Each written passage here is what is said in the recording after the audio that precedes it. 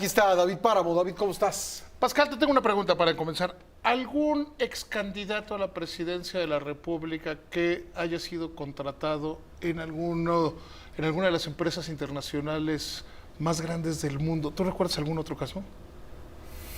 Pues no. Bueno, digamos, expresidente sí, ¿no? Expresidente sí, no. Algún candidato. Y además un candidato Que haya perdido y que la perdió de elección. calle. Sí. O sea, porque hay que recordar que perdió de calle. Perdió de una manera verdaderamente miserable. Es un caso curioso este de José Antonio Meade. José Antonio Meade toda su vida fue funcionario público. Es un hombre que es el que más veces ha sido secretario de Estado en este país. Yo creo que es difícil que se repita un caso como el de él, que sea tantas veces secretario, tantas veces subsecretario. Además que haya pasado como por toda la gama de puestos en el gobierno, lo mismo en los temas sociales, que en relaciones exteriores, que en Hacienda, que es un conocimiento que le dimos los mexicanos con nuestros impuestos. Él decide trabajar en el gobierno, termina la carrera, se va a trabajar al gobierno. Y parte de su formación, pues finalmente sí, tenía sueldo, pero fue una formación que le vamos pagando los mexicanos con impuestos. La mayoría de los mexicanos, el 53% de la votación, eligió romper con el sistema anterior, cualquier cosa que eso sea. Porque cuando ves los que están y las cosas, no rompieron con el sistema anterior, con el enojo al PRI. Yo diría, estaban muy enojados con el PRI, ¿por qué también deberían estar muy enojados? Porque el presidente López Obrador es muy cercano al gobernador del Estado de México, al gobernador de Guerrero, al gobernador de Hidalgo. Sí. O sea, parece que son de su mismo partido y trabajan juntos. Ves al PRI en el Congreso, pues no hay mucho, creo que se portan mejor y están más aliados que Movimiento Ciudadano. Movimiento Ciudadano de repente se rebela, de repente hace escándalos.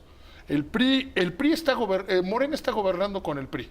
Y lo vimos en temas como la Guardia Nacional, que ahí los gobernadores dijeron, bueno, nosotros no, y les dijeron que siempre sí. Entonces vemos que el caso de José Antonio Meade lo contratan.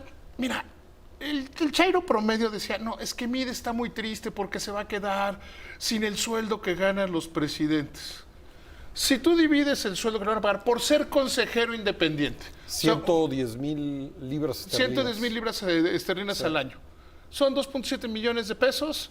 Es el equivalente a unos 224,000 pesos mensuales. Es decir, gana el doble que López Obrador. ¿Y cuántas reuniones al año habrá de este consejo? Pues supongamos que haya una al mes.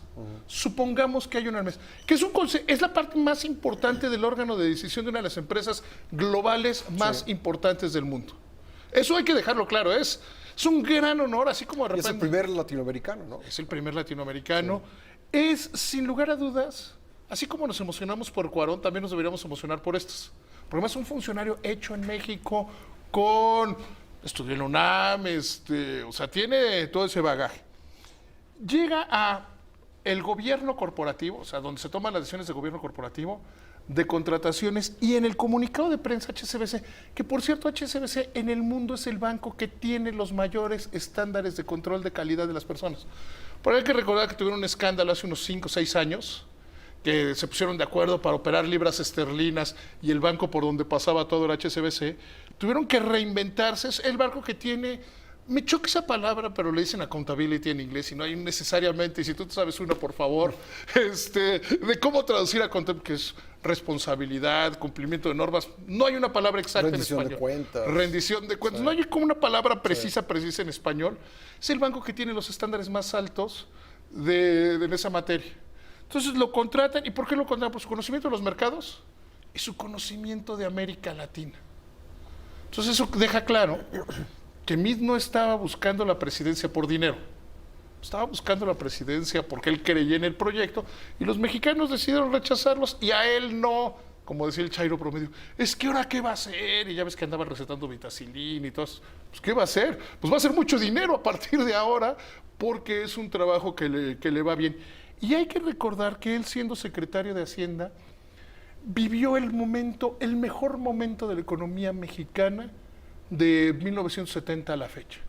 2015, él era el secretario de Hacienda, el Producto Interno Bruto creció 3.3%. La inflación fue de 2.1%, la inflación más baja de la que se tenga registro. Entonces sí, que 3.3 es poco, sí, un punto más que el promedio de los últimos 30 años. Pero es bastante bueno si lo mezclas con la inflación. Y hay que recordar, De 2010 al último dato que conocemos, que es el dato de diciembre, que hoy lo dio a conocer el INEGI, la economía mexicana todos los meses, del tercer trimestre de 2009 para acá, ha crecido a tasa anual. O sea, hemos vivido una racha de expansión económica Que se podría acabar. verdaderamente larga. Hoy los datos que dé el INEGI ya hablan de estancamiento de la economía, disminución del consumo. Es el peor mes de los últimos 9 años. O sea, esas son cosas que hay que tenerlas El mes de claras. No, el mes de diciembre. El mes de diciembre. Porque hay que recordar el brutal despido de burócratas junto con 370,000 empleos se perdieron en el Instituto Mexicano del Seguro Social, que había venido apuntalando la economía a pesar de la incertidumbre internacional. El consumo interno, la confianza de la gente en que podía tomar crédito. Las tasas de interés no han subido mucho, porque hay una gran competencia entre los bancos. Entonces, habría que decir, si el gobierno del presidente López Obrador no puede lograr un crecimiento superior al 2.4%, que fue el promedio anual que generó el gobierno de Peña, habrá perdido. El más grande crecimiento que hemos tenido en promedio fue del promedio anual 3.6% con Ernesto Zedillo, pero hay que ponerle un punto. La economía se desplomó en los primeros años y luego hay un efecto estadístico que rebota al final. Sí. Hay que poner otro dato. Por ejemplo, decir, no, es que eso es bueno. No, no es bueno. El número de personas que caen en la pobreza con una caída del PIB y con una inflación como la que hubo en 1995 del 57% es monumental. Y tardan décadas en salir de los niveles de pobreza en los cuales pueden caer en un año. Entonces yo sí creo que habría que valorar por qué uno de los grupos financieros, insisto, de los grupos empresariales más importantes del mundo, contrata a alguien porque ve los resultados y quizá no vieron Twitter y no vieron Facebook. Pascal, muy buenas noches. Gracias, David, muy Que te amable. vaya muy bien.